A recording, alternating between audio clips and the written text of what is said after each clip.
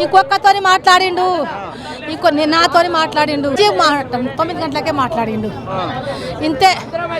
మేము వచ్చే వరకు హాస్పిటల్ అంటే మేము ఊరికొచ్చినాము, కారు తీసుకొని వచ్చినాము. మేము వచ్చే వరకు ఎందుకు తీసుకెళ్ళి వాళ్ళు నా కొడుకుని సాబా కొట్టే తీసుకోపోయారు. ప్యాన్గా ఊరి వేసిరు, మొత్తం అదే తీసిర్రు. సభ్యులు అందరూ ఇక్కడికి చేరుకున్నటువంటి సందర్భంలో ఏసీపీ గారు, సిఐ గారు, పోలీసులు అసలు ఒక రకంగా చెప్పాలంటే ఇలాంటి ఘటన జరిగిన వెంటనే డీసీపీ గారు, సిపి గారు స్పందించాలి. ఇప్పటికీ డీసీపీ గారు రారు, సిపి గారు రారు. ఈ ఘటనకు సంబంధించినటువంటిది డీజీపీ గారే ప్రత్యేకంగా చర్యలు చేపట్టాలి. ఎందుకు అని చెప్పంటే పోలీస్ స్టేషన్లోనే ఇలాంటి ఘటనలు వందలుగా పెరిగిపోతున్నటువంటి పరిస్థితి ఉంది. ముఖ్యమంత్రి గారే హోం మంత్రి గారి యొక్క బాధ్యత వహిస్తూ ఉన్నాడు. కనీసం ఇలాంటి ఘటనలు జరిగినప్పుడు విచారణ ఎందుకు చేయట్లేదు? ఇలాంటి ఘటనలు జరుగుతున్నప్పుడు ఎందుకు అరికట్టట్లేదు? కాబట్టి మరి పోలీస్ స్టేషన్లోనే రక్షణ లేకపోతే అసలు ఈ వ్యవస్థలో ఇంకేం రక్షణ? పోలీసు వ్యవస్థలో పనిచేసినటువంటి కానిస్టేబుల్కే రక్షణ లేకపోతే ఈ ప్రజలకు ఏం రక్షణ అని చెప్పేసి ఈ సందర్భంగా నేను ప్రశ్నిస్తూ ఉన్నా.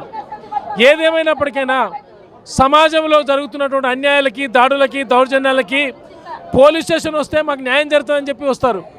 కానీ పోలీస్ స్టేషన్లో పనిచేసేటువంటి కానిస్టేబుల్కే రక్షణ లేకపోతే ఈ ప్రజలకు ఏం రక్షణ ఉందని చెప్పేసి ఈ సందర్భంగా నేను ప్రశ్నిస్తూ ఉన్నా.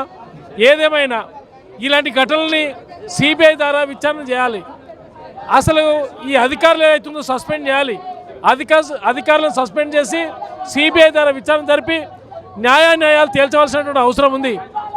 ఇప్పటికీ ప్రభుత్వం సంబంధించినటువంటిది అవుతుందో వాళ్ళ కుటుంబం పేద కుటుంబం, గిరిజన కుటుంబం, వెనుకబడ్డ ప్రాంతంలో చదువుకొని ఎన్నో రకాల కష్టపడి డిగ్రీలు చేతపట్టుకొని సంవత్సరాలు చదివితే దాదాపు ఉద్యోగాలు లేనటువంటి పరిస్థితి. చివరికి ఇలాంటి కానిస్టేబుల్ ఉద్యోగాలు వస్తే ఇలాంటి స్థితులకి గతికి మరి ఏర్పడుతున్నటువంటి పరిస్థితి కనిపిస్తూ ఉంది. అందుకని ఈ ప్రభుత్వం బాధ్యత వహించాలి. కుటుంబానికి ఉద్యోగం కల్పించాలి. ఆ కుటుంబానికి 10 కోట్ల రూపాయలు ఎక్స్గ్రేషియా ప్రకటించాలి. వాళ్ళకి రావాల్సినటువంటి బెనిఫిట్స్ అన్నీ ఇవ్వాలి, ఇల్లు ఇవ్వాలి. ఈరోజు వీటితో పాటు గతంలో జరిగినటువంటి ఘటనలకి ఈ ఘటనకి తోడు చేసి మొత్తము తెలంగాణ రాష్ట్రంలో జరిగినటువంటి ఘటనలకి ప్రభుత్వం హోంమంత్రిగా ఉన్నటువంటి మరి ముఖ్యమంత్రిగా బాధ్యత వహిస్తున్నటువంటి సీఎం గారు దీని మీద విచారణ కమిటీ వేసి ఖచ్చితంగా వాళ్ళ కుటుంబాలను ఆదుకోవాల్సినటువంటి అవసరం ఉంది. దాదాపు 20 సంవత్సరాలు చదువులు చదువుకొని కొలువుల కోసం దిక్కులేనటువంటి స్థితిలో కానిస్టేబుల్ ఉద్యోగం వస్తే ఈరోజు కుటుంబం మొత్తం రోడ్డు మీద పడేటువంటి పరిస్థితి వచ్చింది. కాబట్టి ప్రభుత్వం వెంటనే కుటుంబాన్ని ఆదుకోవాలి, జరిగేటువంటి ఘటనలని నివారించాలి. ఖచ్చితంగా ఈ నష్టపోయినటువంటి కుటుంబాన్ని అన్ని విధాలుగా బెనిఫిట్స్ ఇచ్చి ఆదుకోవాల్సినటువంటి అవసరం ఉందని చెప్పి రంగారెడ్డి జిల్లా సిపిఎం పార్టీ డిమాండ్ చేస్తూ ఉంది. కాబట్టి ఎట్టి పరిస్థితుల్లో న్యాయాలు తేల్చేంత వరకు కమిషనర్ గారు కానీ లేదని చెప్పంటే డీజీపీ గారు కానీ వచ్చి ఈ కుటుంబ సమక్షంలో ఇక్కడ ఉన్నటువంటి ఎల్బీ నగర్ పోలీస్ స్టేషన్లో ఉదయం నుంచి ఇప్పటిదాకా జరుగుతున్నటువంటి ధర్నాని మరి శాంతి భద్రతలకి విఘాతం కలిగే విధంగా, ఓపికని నశించే విధంగా ఆ రకంగా ఏందని చెప్పంటే దీన్ని వేచి చూస్తూ ఉన్నారు. కాబట్టి దయచేసి ఇప్పటికైనా స్పందించి డీజీపీ గారు, సిపి గారు వచ్చి ఇక్కడ ప్రకటనలు చేసి ఆ కుటుంబానికి రావాల్సినటువంటి అన్ని కూడా బెనిఫిట్స్ ఇచ్చి ఈ జరిగినటువంటి ఆత్మహత్య కారకులు ఎవరు దాని విచారణ తేల్చి ఆ రకంగా ఏంటంటే వాళ్ళు సస్పెండ్ చేసి ఇలాంటి ఘటనలు పునరావృతం కావద్దని చెప్పి డిమాండ్ చేస్తా ఉన్నాం. ఇక్కడ చూసుకున్నట్టయితే మీ అన్న కొడుకు ఆయన ఇప్పుడే 2 సంవత్సరాలు అయింది ట్రైనింగ్ చేయవచ్చి ఇక్కడ ఇట్లా ఆఫీస్లో పనిచేస్తుండే. కానీ వాళ్ళ ఆఫీసర్ టార్చర్ వల్ల ఆయనకు తీసుకుపోయి పైన రోజుకు టార్చర్ ఎక్కువైపోయింది. ఆడ వద్దు సార్ నాకు మార్చమన్నా కూడా మార్చలేకపోయారు.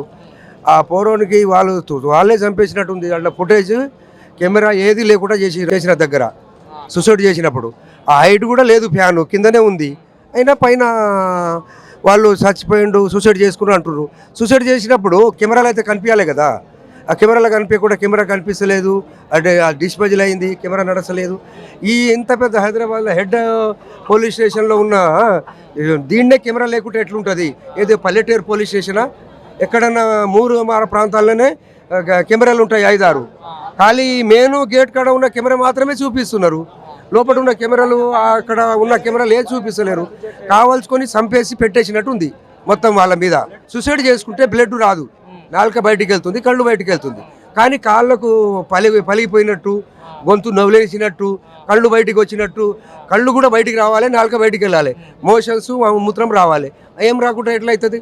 కాబట్టి కావాల్సుకొని వాళ్ళు చేసి వాని మీద పగబట్టి చేసినట్టు ఉంది.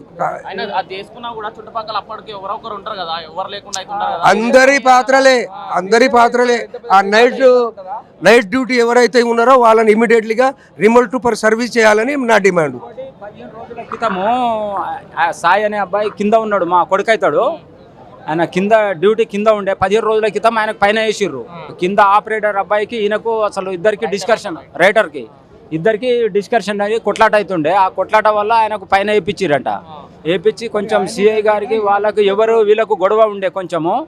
అబ్బాయికి సివిల్కి ప్రిపరేషన్ అవుతుండే. మొన్న ఒక 2 మార్క్స్లో వెళ్ళిపోయిండు ఆయన, 2 మార్కులు వెళ్ళిపోయిండు. మళ్ళీ వాళ్ళ డాడీకి రాత్రి ఫోన్ చేసి, నాన్న ఒక నెల రోజులు లీవ్ పెట్టుకుంటా, ఎస్ఐ పోస్టులు పడ్డాయి కదా, దానికినా నేను ప్రిఫరెన్స్ అవుతా అని చెప్తే, సరేరా నాన్న అని చెప్తే ఆయనకు లీవ్ కినా క్యాన్సిల్ చేసిరంట సార్ వాళ్ళు. లీవ్ ఇస్తలేరు. ఇంకోటి ఆయనకు కొంచెము ప్రెషర్ బాగా పెడుతురంట, లీవ్ ఇవ్వట్లేదు. దానివల్ల అసలు ఆయన చనిపోయిండా, ఆయన అసలు ఏందనేది మాకేం ప్రూఫ్ చెప్తలేరు వాళ్ళు. అసలు ఒక లెటరు ఇక్కడ ఇంకోటి ఆయన లెటర్ రాసిండు, ఆ లెటర్ చూపించట్లేదు. ఆ సీసీ కెమెరా డెక్స్ పగిలిపోయిందని చెప్తున్నారు, అది చూపెట్టలేదు మాకు. మేము తీసుకోలేరు, ఇక్కడనే ఉన్నాము, మాకు ఏ రెస్పాన్సిబిలిటీ ఇస్తలేరు. రాత్రి మేము వస్తున్నాము, ఆపండి చెప్పేసి అట్నే ఆగండి అంటుంటే మా అక్కడ ముందే డిశ్చార్జ్ చేశారు, అంబులెన్స్లో పెట్టి అని చెప్పారు. మళ్ళీ తర్వాత మేము వస్తే ఇక్కడ లేము, ఇన్నే కూర్చున్నాము. ఆ ఫోన్ ఏదంటే ఫోన్ తెస్తాం అని చెప్పేసి గంట చెప్పని ఇస్తలేరు, తీసేసిరని అంటున్నారు. ఇంకా మేము మార్నింగ్ నుంచి మేము వచ్చి ఇక్కడనే ఉన్నాము. మేము తిండి లేదు, పొద్దున్న మార్నింగ్ 3 గంటలకు వచ్చి ఇక్కడనే ఉన్నాం మేము. మాకు ఎవరు పట్టించుకునే వాళ్ళే లేరు. డీజీపీ మేడం వస్తలేదు, సార్ వస్తలేడు. ఇప్పుడు ఎమ్మెల్యే గారితో లోపల ఏం మాట్లాడుతుర్రో మాకు ఎవరికి తెలుస్తలేదు. న్యాయం చేయాలి, వాళ్ళ కుటుంబంలో వాళ్ళకి న్యాయం చేయాలని మేము కోరుకుంటున్నాము.